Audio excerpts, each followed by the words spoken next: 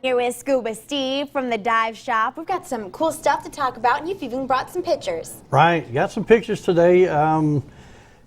We do a lot of things at the dive shop. We don't just teach you to dive and then say goodbye, have a good time learning to dive.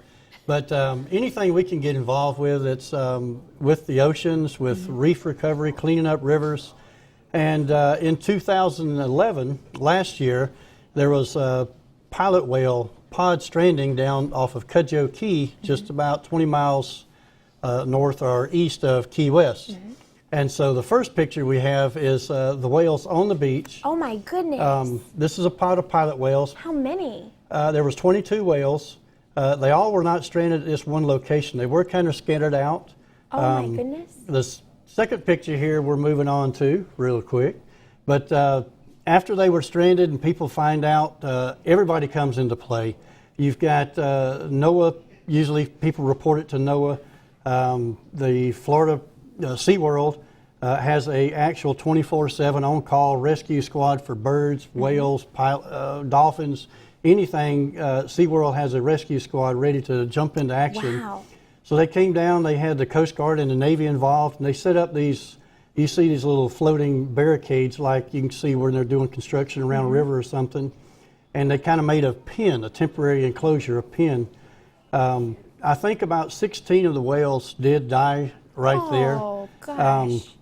A lot of times they don't make it. When they get stranded or if they come in, they're used to living in deep, cold water. Oh, right. The number one thing is they get too hot.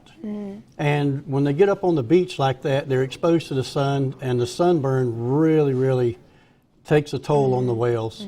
So the volunteers are out in the water, and they're trying to keep them up out of the water. If they're sick, they want to make sure they keep the blowhole out of the water. Okay. Otherwise, they will actually, if they're sick, they can take some water back in, and that just irritates their lungs when they get the water down, like down your throat.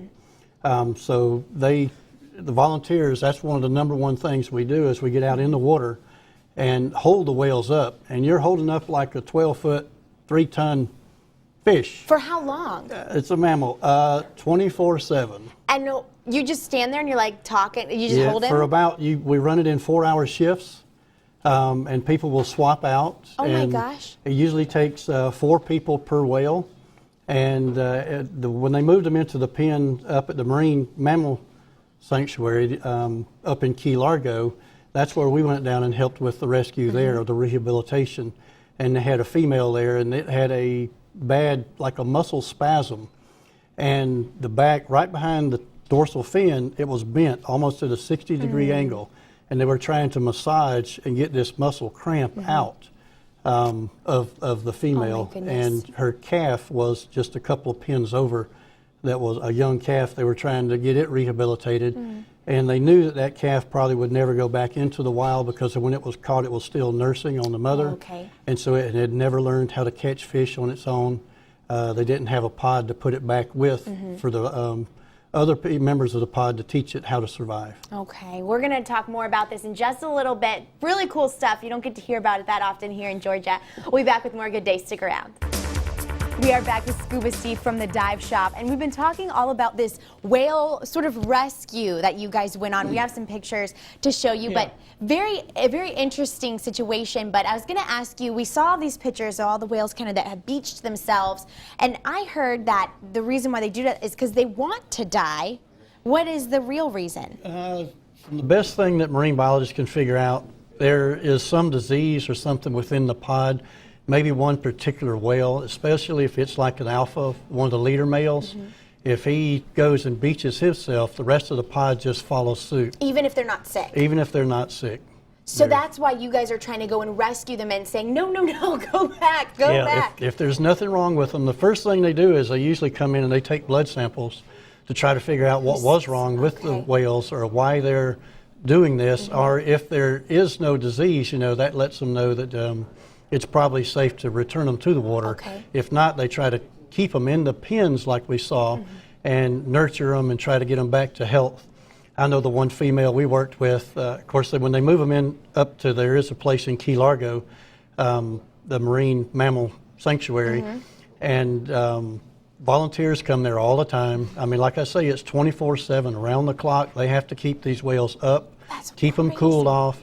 And they had this giant thing, looked like a space capsule, and it had 3 big tubes of, it was an aspirator. Oh my and goodness. because the whale had pneumonia, and they were trying to clear up that and get the lungs clear. Wow. The one thing that is pretty neat, right here they're showing where they took a couple of the larger males that were okay. They said they couldn't find anything wrong with them.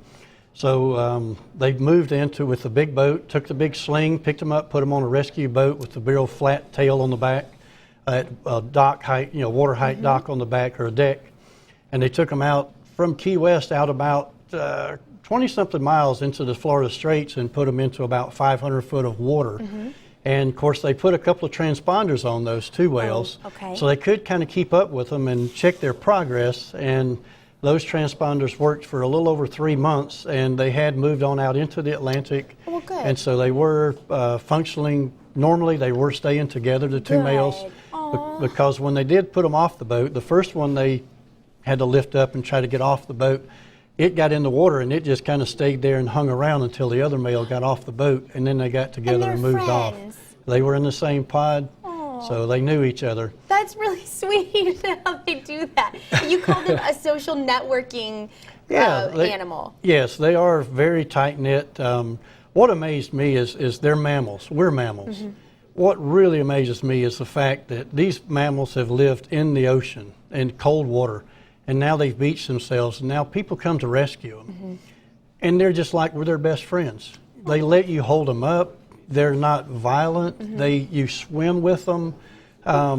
What's amazing to me, too, is when they had the food bucket up on shore, that whale knew when it was feeding time, and boy, when it saw the little bitty eye of a whale, and it would be below the water, but it would look, and it would constantly watch that shoreline. Wow. And when it saw that food bucket, boy, it would just jerk back and forth. Very and man, excited. it knew it was fixing to get fed. But it is really an amazing animal and something that is really neat. If you ever have the opportunity to do something like that, it'll touch your heart. Pretty cool. And it'll help you get bigger biceps too, holding those whales up like that.